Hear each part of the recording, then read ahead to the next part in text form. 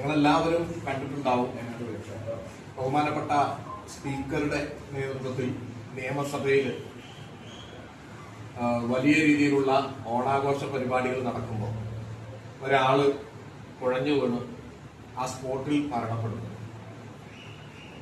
അത് വലിയ ചർച്ചകൾ ഉണ്ടാക്കി. സ്വാഭാവികമായിട്ടും അവിടെ ഇരിക്കുന്ന ആളുകളിൽ ബഹുഭൂരിപക്ഷം ആളുകളും ഉദ്യോഗസ്ഥരായിരുന്നു.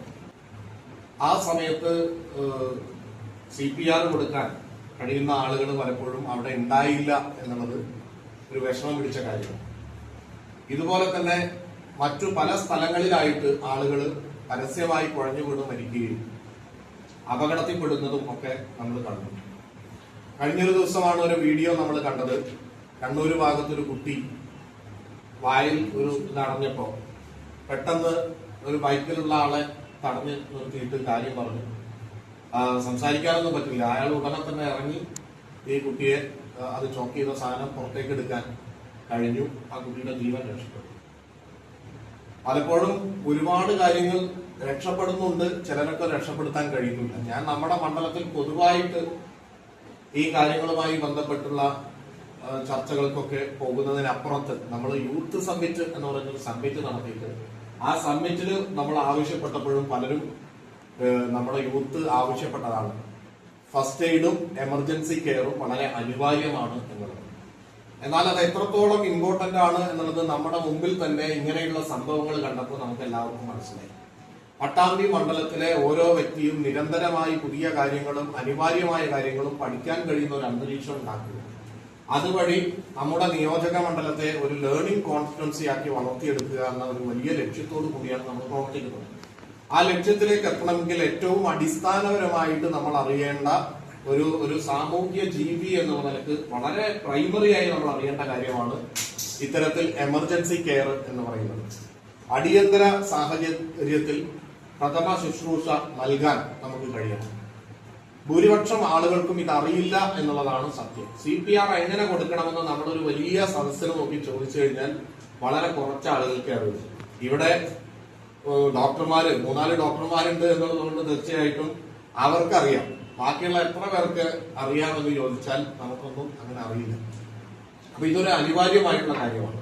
അപ്പൊ ഇത് മുഴുവൻ ആളുകളെയും പഠിപ്പിക്കാൻ വേണ്ടി നമ്മൾ തീരുമാനിച്ചു. നേരത്തെ ഫയർ ഓഫീസറുമായി സംസാരിച്ചു. ഫയറിന്റെ ഒരു ടീം അതിനുവേണ്ടി തയ്യാറാണ് എന്ന് അറിയിച്ചിട്ടുണ്ട്. അതോടൊപ്പം തന്നെ നമ്മുടെ ഹെൽത്ത് ഡിപ്പാർട്ട്മെന്റുമായി ബന്ധപ്പെട്ട് നമ്മുടെ സൂപ്രണ്ട് തന്നെ പറയും ഒരു ടീം അതിനുവേണ്ടി തയ്യാറായി വന്നിട്ടുണ്ട്. പക്ഷെ അത് മാത്രം കൊണ്ട് നമുക്ക് വിപുലമായ രീതിയിൽ എല്ലാവരെയും പഠിപ്പിക്കുക എന്നത് അത്ര എളുപ്പത്തിൽ മറ്റുള്ള വർക്കിന്റെ ഇടക്കാണ് ഇവർ പഠിപ്പിക്കുന്നതുകൊണ്ട് വിപുലമായ രീതിയിൽ കഴിയില്ല എന്നതുകൊണ്ട് നമ്മൾ ഒരുപാട് ആശുപത്രികളെ കൂടി നമ്മൾ ഇതിന്റെ ഭാഗമാക്കാൻ വേണ്ടി ശ്രമിച്ചിട്ടുണ്ട്. അതില് ആസ്റ്റർ മെഡിസിറ്റി എറണാകുളം തയ്യാറായി വന്നിട്ടുണ്ട്. PK ദാസും നമ്മളോട് മുമ്പിൽ തയ്യാറായി വന്നിട്ടുണ്ട്. അപ്പോ വിപുലമായ രീതിയിൽ ആളുകളെ പഠിപ്പിക്കാൻ വേണ്ടിയിട്ട് ഈ CPR അടക്കം എമർജൻസി കെയറിൽ ഫസ്റ്റ് എയ്ഡ് അടക്കമുള്ളത് പഠിപ്പിക്കാൻ വേണ്ടിയിട്ടുള്ള ഒരു പ്രവർത്തനവുമായി നമ്മൾ മുന്നോട്ട് പോവുകയാണ്. അതിന് ആദ്യമേ നിങ്ങളുടെ എല്ലാവരുടെയും പിന്തുണ ഉണ്ടാകണം, നിങ്ങളുടെ സമയം ഉണ്ടാകണം, നിങ്ങളുടെ എല്ലാ സജഷനും മറ്റുള്ള കാര്യങ്ങളും നിർദ്ദേശങ്ങളും നൽകുകയും അതിന്റെ കൂടെ നിൽക്കുകയും വേണമെന്നാണ് ആദ്യം അഭ്യർത്ഥിക്കാറുള്ളത്. രണ്ടാമത്തെ കാര്യം, നമ്മുടെ സ്ഥാപനങ്ങളിൽ നമ്മുടെ പ്രദേശങ്ങളിൽ വ്യാപാരികൾ അടക്കമുള്ള ആളുകളുണ്ട്.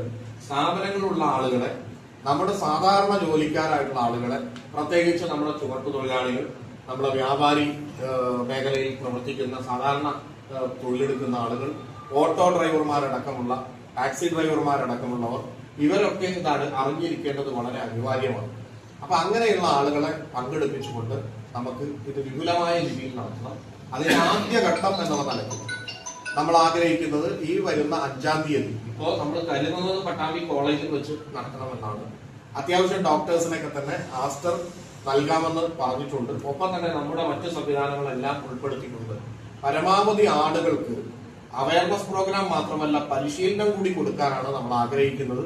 ആ പരിപാടിയും അതിനെ തുടർന്ന് നമുക്ക് കൂടുതൽ വിപുലമായ രീതിയിൽ മറ്റുള്ള സ്ഥലങ്ങളിൽ കൂടി ട്രെയിനിങ് കൊടുക്കാൻ ആഗ്രഹിക്കുന്നു. പട്ടാമ്പി മണ്ഡലത്തിലെ വായനശാലകളെ നമ്മൾ ഇതിന്റെ ഭാഗമായി ഉൾപ്പെടുത്തുന്നുണ്ട്. അതുപോലെ തന്നെ എല്ലാ ക്ലബ്ബുകളും ഇതിന്റെ ഭാഗമായിട്ട് വരണമെന്നാണ് നമ്മൾ ആഗ്രഹിക്കുന്നത്. അപ്പോൾ വായനശാലകളായിട്ടുള്ള പ്രത്യേകിച്ച് രാജമാഷ ഇവിടെയുണ്ട്. വായനശാലകളിൽ നിന്ന് ഇത്ര ആളുകളെ പങ്കെടുപ്പിക്കാൻ പറ്റുമെങ്കിൽ അവരെ നമ്മൾ സ്ഥിരമായിട്ട് പിന്നീട് കൂടുതൽ ട്രെയിനിങ് അവർക്ക് കൊടുത്താൽ അവരെ ട്രെയിനേഴ്സ് ആയിട്ട് നമുക്ക് മാറ്റിയെടുക്കാൻ പറ്റും. അങ്ങനെയാണെങ്കിൽ അവരെ വെച്ചുകൊണ്ട് മറ്റുള്ളവർക്ക് കൂടി ട്രെയിനിങ് കൊടുക്കും. ഇതില് കക്ഷി രാഷ്ട്രീയമില്ല, മറ്റൊന്നുമില്ല. എല്ലാവർക്കും ഇത് അനിവാര്യമായും അറിയേണ്ടതാണ്. ഒരു ജീവൻ ചിലപ്പോ ചില എന്താ പറയാ ഒരു കൈത്താങ് കൊടുത്താൽ ഒരു ജീവൻ രക്ഷപ്പെടുത്താൻ നമുക്ക് കഴിയുമായിരിക്കും. അതുപോലെ തന്നെ ചിലപ്പോ വളരെ മോശമാകുന്ന ഒരു കണ്ടീഷൻ അതിൽ നിന്ന് നമുക്ക് രക്ഷപ്പെടുത്താൻ കഴിയുമായിരിക്കും. ചോക്കിങ്, എന്തെങ്കിലും വായിലോ എന്തെങ്കിലും അടഞ്ഞു കഴിഞ്ഞാൽ എങ്ങനെയാണ് രക്ഷപ്പെടുത്തേണ്ടത്, ബ്ലീഡിങ് വന്നാൽ എന്താണ് ചെയ്യേണ്ടത്, പെട്ടെന്ന് പോയിസൺ കയറി കഴിഞ്ഞാൽ ഒരു പാമ്പ് കടിച്ചു കഴിഞ്ഞാൽ എന്താണ് ചെയ്യേണ്ടത്, അതുപോലെ തന്നെ കാർഡിയാക് അറസ്റ്റ് അല്ലെങ്കിൽ ഹാർട്ട് അറ്റാക്ക് അത് വരുന്ന സമയത്ത് ഒരാള് അതുമായി ബന്ധപ്പെട്ട് ഉണ്ടാവുന്ന ഒരു സമയത്ത് എന്താണ് നമ്മൾ ചെയ്യേണ്ടത്, സ്ട്രോക്ക് ആണ് എന്ന് തിരിച്ചറിയുകയും അപ്പോൾ എന്താണ് നമ്മൾ അടിയന്തരമായിട്ട് ചെയ്യേണ്ടത്, ഇങ്ങനെ തുടങ്ങിയിട്ടുള്ള മിനിമം കാര്യങ്ങളെങ്കിലും ഓരോ വ്യക്തിയും പഠിക്കേണ്ടത് ഈ കാലഘട്ടത്തിൽ അനിവാര്യമാണ്. അത് പഠിപ്പിച്ചെടുക്കാനുള്ള പ്രവർത്തനങ്ങളിൽ നമുക്ക് ഒന്നിച്ചു നിൽക്കണം.